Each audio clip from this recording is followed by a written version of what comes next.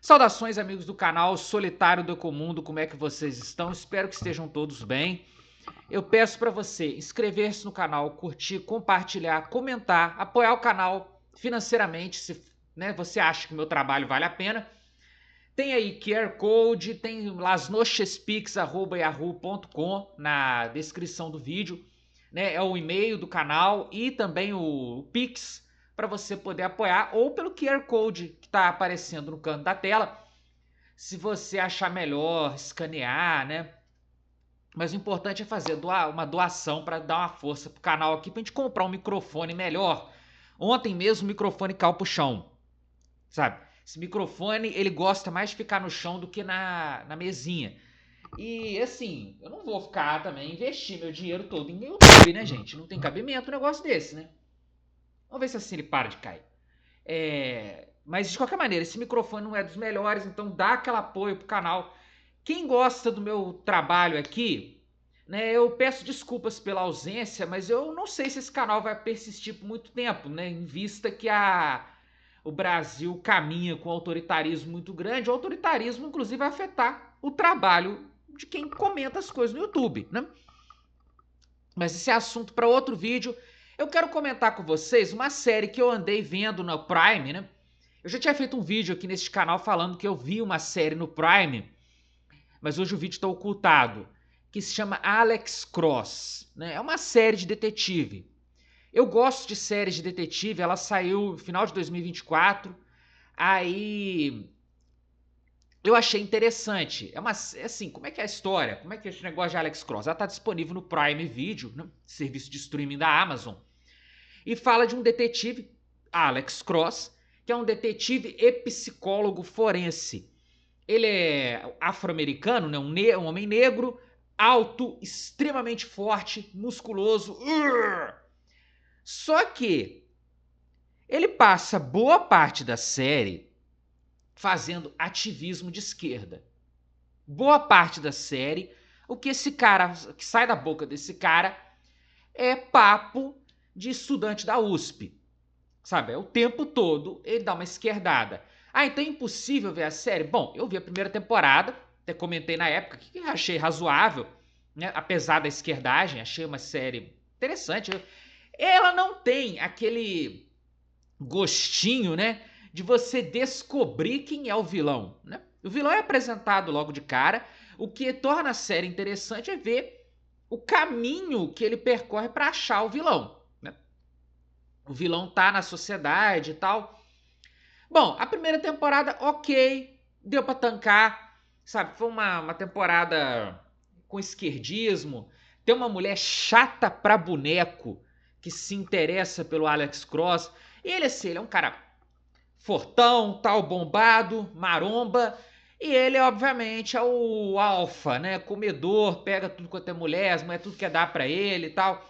Tem um monte de mulher promíscua, que é pessoal de esquerda, né? Eles acham que a vida é pura promiscuidade. A pessoa da direita também pensa assim, então não é uma exclusividade esquerdista ser promíscuo.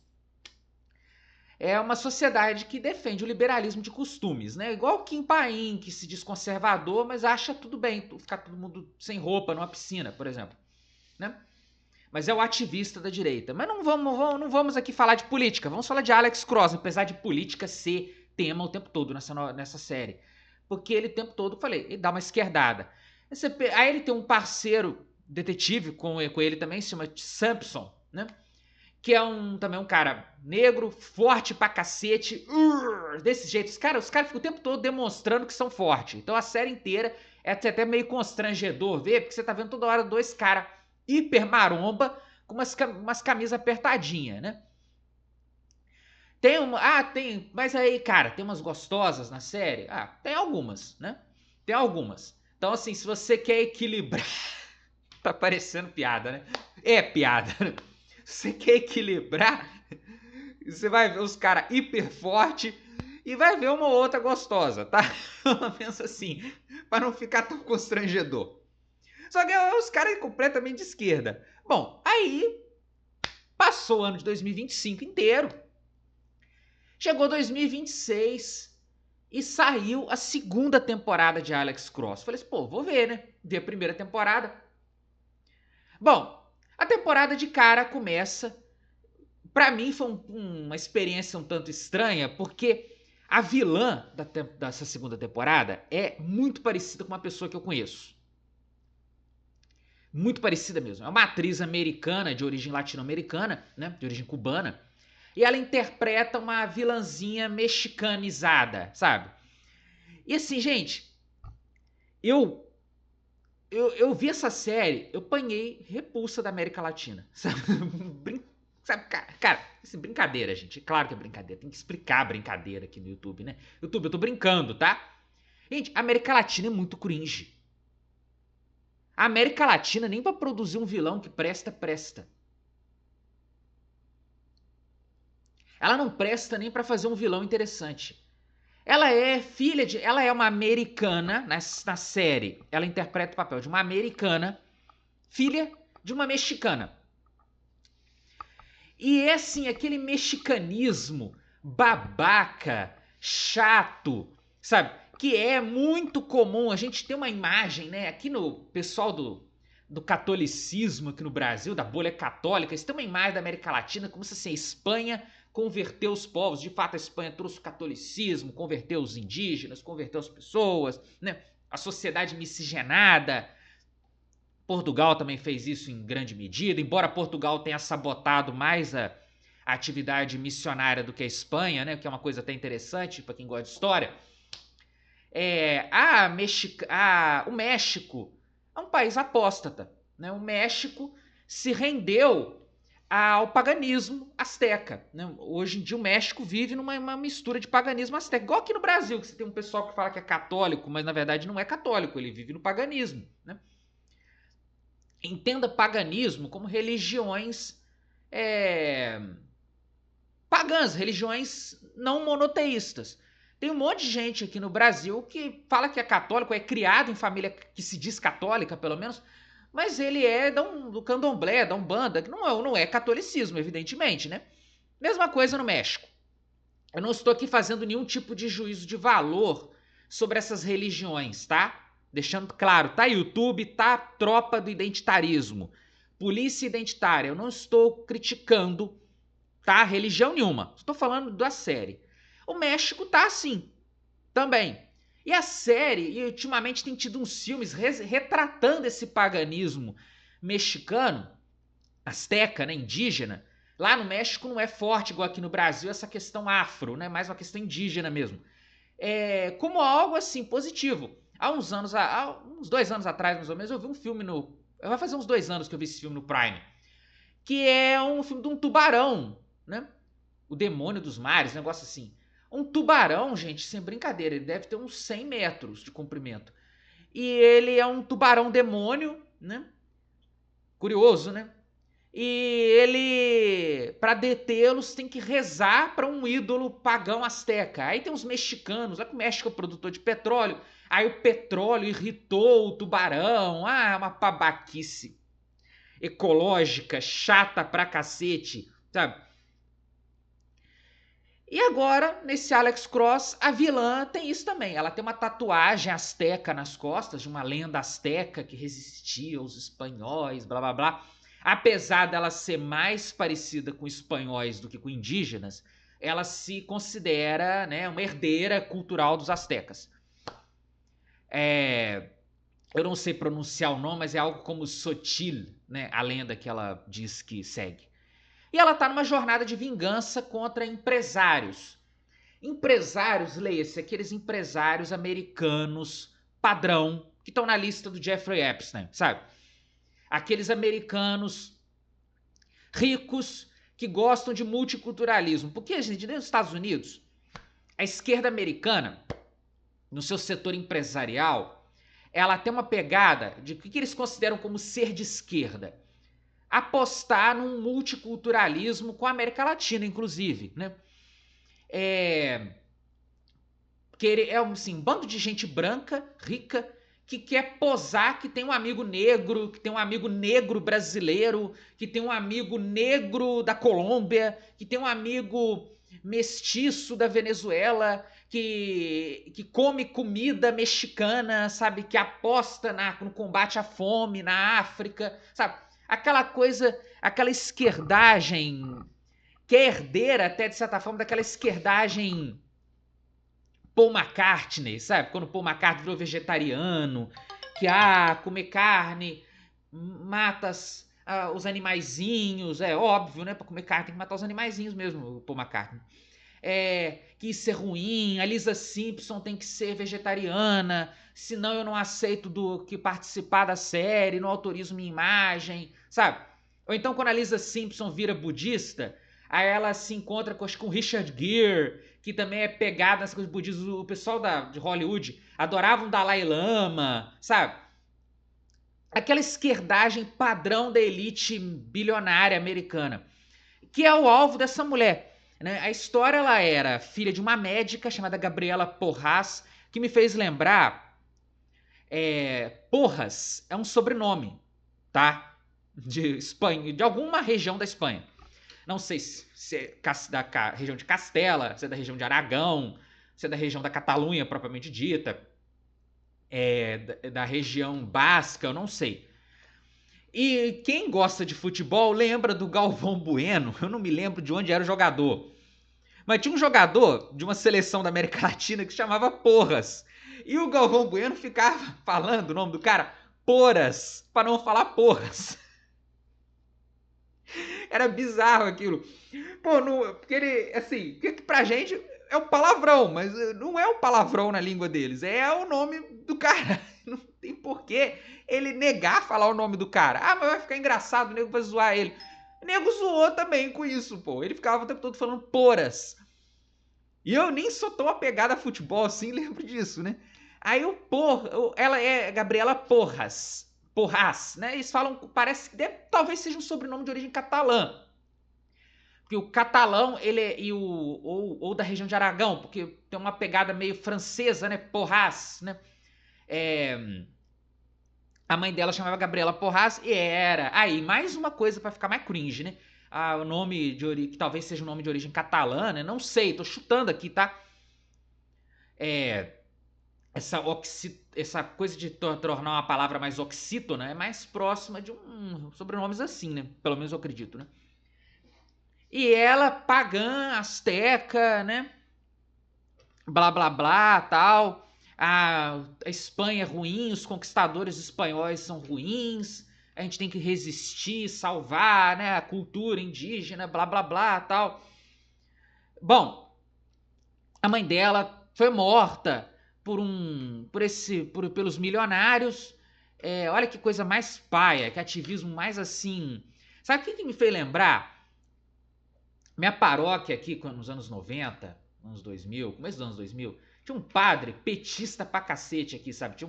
Até pouco tempo atrás ele era um baita de um petista. Baita mesmo, porque ele era um padre bem fat, sabe? Bem cheinho. Ele era um baita de um petista.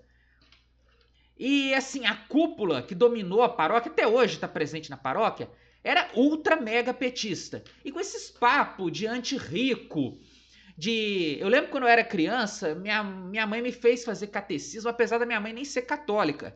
E eu fui para o catecismo de má vontade, não queria ir. Né? Hoje eu me converti, né? Mas naquela época o catecismo ficava dando uns panfletinhos pra gente, falando que as pessoas não comiam carne porque os capitalistas exportavam a carne. Né? Uma coisa tem tudo a ver com a outra, não é porque você não trabalha, ou porque a economia não se desenvolveu, ou porque as pessoas estão lá trabalhando para os capitalistas, elas vão ganhar dinheiro, né? E a vilania desses milionários é que é a vilania mais caricata possível. O grande problema que essa bandida mexicana queria vingar é porque eles exploravam mão de obra semi-escrava, né? E, gente, é muito paia. Era um grupo de pessoas num esquema de trazer jovens da América Latina para trabalhar em condições semi-escravas por um baixo salário. E as pessoas morriam nos campos de trabalho da empresa dele. O bilionário chefe desse esquema chamava Lance Duran. Ele era filho de um fazendeiro de Iowa, do estado de Iowa, que plantava milho e criava frango, né? Tipo uma Perdigão da vida, uma Sadia da vida. Ele abastecia esse tipo de gente. Aí ele tomou conta dos negócios do pai e ele expandiu, ele criou a sua própria Perdigão, sua própria Sadia. E ele foi crescendo a empresa. E para crescer a empresa, ele recebeu uma consultoria, ele pagou uma consultoria de um economista que sugeriu para ele usar a mão de obra semi-escrava para a empresa ter mais lucratividade. Cara, você precisou de pagar uma consultoria para saber isso? Que mão de obra semi-escrava é mais barata que a mão de obra assalariada normal? Você precisou de uma consultoria para isso? O interessante, assim, que a história meio que também contrasta com o problema americano, né? Porque se precisar contratar mão de obra estrangeira semi-escrava, é sinal que dentro do seu país também as condições de recrutamento de uma mão de obra barata estão ficando inexistentes, né? Tá faltando jovens precisando de emprego. Claro, não estou defendendo contratar mão de obra semi-escrava, tá, gente? Estou deixando isso muito claro. Tá deixando isso muito claro. Mas as empresas precisam de mão de obra barata para elas crescerem, né? Elas precisam de dinheiro para reinvestir na empresa. E isso vai gerando, quem entende um pouquinho de economia e não é petista, sabe que isso vai gerando aumento salarial com o passar do tempo. Mas lógico, não é para fazer igual o Lance Duran no filme. Pegar crianças do México, adolescentes do México, de 14 anos, 15 anos, para trabalhar por salários baixíssimos, como tivesse pagando assim centavos por dia, né, de trabalho, e eles morrerem e enterrar os caras no milharal, sabe? É uma vilania muito idiota, sabe? Uma vilania muito idiota. E o mais curioso de tudo, que o economista que sugeriu para ele usar mão de obra semi-escrava é negro, sabe? Isso é o ponto mais bizarro da história para mim foi isso, sabe? O cara, ele pagou uma consultoria para aprender o óbvio. Se ele conversar com alguns tradicionalistas brasileiros, eles vão sugerir a mesma coisa. Tem tradicionalista brasileiro que fala que a Revolução Industrial era ruim porque tinha relação trabalhador-empregado, né? Mas não via problema na agroindústria açucareira que usava essa mão de obra, né, escrava. Ele pagou uma consultoria, gente. Ele pagou uma consultoria para aprender o óbvio, o lulante, que é: se você não pagar salário para os caras, a mão de obra é mais barata, você economiza. E o curioso é que o economista dele é um homem negro de direita, que é retratado como um machista na história, porque ele é negro e de direita. Ele é retratado como um machista que quer oprimir as mulheres negras, blá blá blá, um ativismo chato, sabe? Uma vilania paia, sabe? É uma vilania besta, sabe? É uma vilania assim de... É o wishful think desse pessoal, que esse pessoal deseja que exista gente assim, né? Aí esses bilionários, eles tinham uma mentalidade assim globalista de salvar o mundo, de acabar com a fome, claro, expandindo a empresa dele ao infinito e além, né? Transformando a empresa dele numa espécie de JBS mundial, né? E com aquela esquerdagem americanizada, Partido Democrata americano, multiculturalismo, aí tem um cara muçulmano do lado dele, tem um cara budista, tem um judeu na outra mesa, tem um brasileiro negro, um brasileiro mestiço, um venezuelano mestiço, um colombiano, sei lá, tocar coisa bem multiculturalista. A cena do casamento é uma das cenas mais imbecis que eu já vi na minha vida. Eles fizeram um casamento multiculturalista. Porque esse cara, esse economista, né, que foi assassinado, ele é assassinado, na reta final da série que ele é assassinado por essa maluca, e ele se casa com uma atriz, não é uma brasileira, evidentemente, mas ela interpreta como se fosse uma brasileira que morava nos Estados Unidos. Aí o Lance Duran faz um discurso multiculturalista, citando as origens étnicas do casal, sabe? Uma coisa completamente idiota. E assim, um desconhecimento geográfico monstruoso, né? Ele achar que todos os brasileiros negros vieram de Angola, sabe? É uma pessoa assim, completamente imbecil, né? Porque não sabe que boa parte dos escravos que vieram para o Brasil vieram da Nigéria, por exemplo, de Dahomey, que é hoje o Benin, sabe? Não vieram de Angola. Uma parte veio, claro, do território que é de Angola. Mas vieram de outras regiões também da África. Não teve só exclusividade de Angola, né? Sabe, é um conhecimento geográfico americano é nulo, né? Já diria o Pink o Cérebro. Sim, mas é muita esquerdagem. Aí o Alex Cross, que é um ativista social, né? Ele tenta fazer a mulher se entregar. Ah, não, nós vamos vencer do jeito certo. Nós vamos vencer através da justiça social, blá, blá, blá, tal. E ela querendo matar, fazer uma revolução, matar muita gente, tal. Ela foi matando pessoas inocentes ao longo da história, matando até aliados dela. Ela assassina um cara lá que era um ativista que pagava de indígena, mas ele era mexicano também. Ele era grafiteiro, sabe? Aquela coisa bem mexicana, bem esquerdismo mesmo.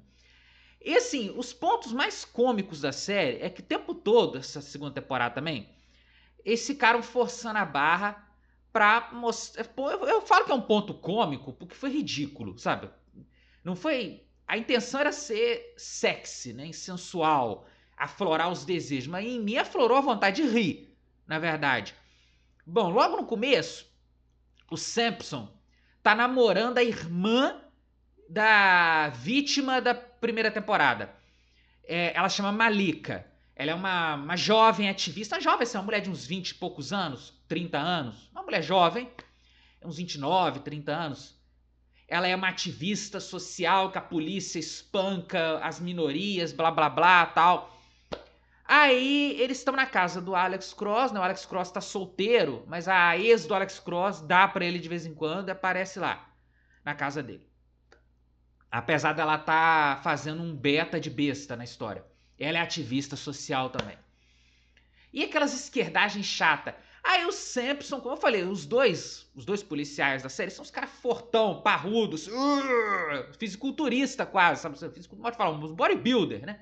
Eles são os caras que exala, pelo menos na aparência, né? Que são, vamos bater, dar porrada, vamos sair na porrada com os caras aí e tal. Tipo, a gente venceu nas ruas, beleza, tal. Aí a Malika reclama que ele tá interrompendo o que ela tá falando, tá fazendo aquele mansplaining, esse papo de lei misoginia que tem aqui no Brasil agora. Mansplaining, mans interrompe, sei lá. É uns termos aí que a direita brasileira e a esquerda se uniram para tentar criminalizar, né? E não pensem que essa lei da misoginia foi enterrada, não, tá? É mentira que ela foi enterrada. Eles adiaram a votação para novembro, tá?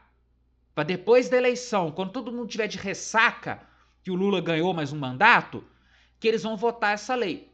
A lei que pode encerrar este canal, porque o que eu tô falando aqui vai ser considerado crime. Aí ela pega, sai, não, ela e o Sampson, sai e tal. Aí ela tá brigando, tá buzinando na cabeça dele. E ele respondeu, ela chamou o cara de misógino. E encheu o saco dele. Aí ela pegou, falou com ele assim, para o carro, para o carro. E meio, tipo assim, uma rua, uma via de trânsito rápido. Ele não podia parar, né? Aí, para o carro, para o carro, para o carro. Aí ele parou perto de uma espécie de um viaduto. Essa série se passa, eles são policiais de Washington, D.C., a capital, Distrito de Colômbia. A polícia metropolitana, né? Porque o Washington DC, ao contrário do Brasil, o Distrito Colômbia, que é o Distrito Federal deles, não é considerado um estado em termos legislativos, né? O Distrito Federal não é um estado também, né? Mas eles não têm, igual aqui no Brasil, o Distrito Federal tem deputados e tem senadores, igual Minas Gerais, igual São Paulo, Bahia. Lá não, lá o Distrito Colômbia, ele tem uma restrição. Ele enfrenta uma certa restrição. Ele tem só deputados, ele não tem direito a senadores. É só uma curiosidade. Aí eles param. Eles são policiais metropolitanos, né? Como o que fala. Eles estão e a segunda temporada inteira em colaboração com o FBI. Porque o Lance Duran é da região ali próxima do Distrito Colômbia, mas o crime está acontecendo em várias partes do país. Né? No Texas, na Flórida, né? Em Chicago, na fronteira, tá tendo crime em todo o território do país. Inclusive o deslocamento das personagens me fez lembrar um pouco também de Fullmetal Alchemist, não fez o menor sentido, sabe? Bom, falei, a Malika fez ele parar o carro, né? Acabei interrompendo o raciocínio. Fez ele parar o carro. Foi um dos momentos engraçados da história, né? Que eles tentaram dar uma conotação sexy, né? Ela tava brigando, falando um monte de esquerdagem com ele. Aí ele para o carro. E aí, tá. Eu imaginei assim, ela vai pular fora do carro, né? Brigou com o cara, rompeu o namoro, né? E ele vai arrumar outra mulher, tal, porque ele é alfa. Não. Ela pulou em cima dele. Aquele papo todo de misoginia, de que ele é machista, que ele estava interrompendo o que ela falava, que ele não estava deixando ela se expressar. Ela era sedenta pelo machão lá, pô. A esquerdagem dela acabou rapidinho quando aflorou os desejos dela. Ela pulou em cima do cara, eles fizeram em público, né? Eles estavam debaixo de uma espécie de um viaduto. Quem passasse ali veria, né? Os dois pulando, né? Sabe o quê? Falei, é bom, policial descumprindo a lei, né? Porque não dá, não pode fazer isso em público, né, amigão? Você é policial, cara. Você sabe disso. Tinha que ter levado a senhorita, né, pra sua casa, né? Já que vocês gostam de fazer isso, é consensual, né? Fizesse na sua casa, né? Ou num Airbnb, né? Vamos falar assim, né? Pô, bizarro o negócio, cara. E tem uma policial da FBI lá, que tá em colaboração com esse, que apareceu na primeira temporada também. E ela começa a fazer com o Alex Cross, porque ela é sedenta também. Ela fala que é sedenta mesmo, que gosta mesmo. E ela tá sendo ameaçada pelo FBI, por gente do FBI. Ela solta um dos vilões da primeira temporada. O cara que trabalhou pro vilão da primeira temporada, que é um ex-militar e um ex-membro até da polícia mesmo, do FBI. Que era um cara que tinha treinamento, tudo mais, era um assassino perigosíssimo. Ele ajuda. Acho que não fez o menor sentido, que ela estava, por exemplo, na Flórida, ela é chamada de volta para Washington DC. Aí ela deixa o Alex Cross, porque o Alex Cross no outro dia encontrar com essa vilã, né? Isso no meio da temporada. São 8 episódios, tipo esse episódio 5. Aí o cara tava lá, esse capanga dela, que soltou o cara da cadeia para trabalhar para ela. Tava lá em Washington DC, tava na região do Washington DC, ele rodando e ameaçando os outros para ela, para obter informações lá. Ela conseguiu fazer esse cara sair de lá, chegar rapidamente na Flórida. Gente, Estados Unidos não é pequenininho, né? Estados Unidos, ele sem o Alasca, ele é um pouco menor que o Brasil, né? Um bocado menor que o Brasil. Com o Alasca, ele é maior que o Brasil, né? A gente tá falando assim, sair da Flórida para ir para Washington DC é como se você estivesse saindo, por exemplo, da Bahia para chegar no sul de Minas, sabe? Do Feira de Santana é uma distância mais ou menos assim, acredito eu, né?